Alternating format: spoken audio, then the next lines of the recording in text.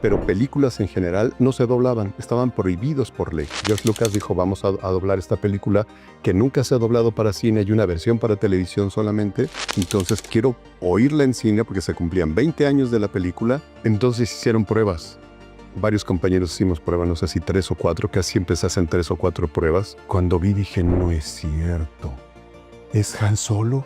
Sí. Ok. Y me puse súper nervioso.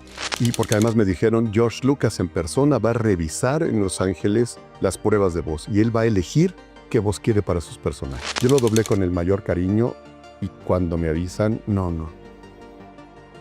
Que te sale el chorrito, o sea... de la emoción y de voy a doblarlo por fin.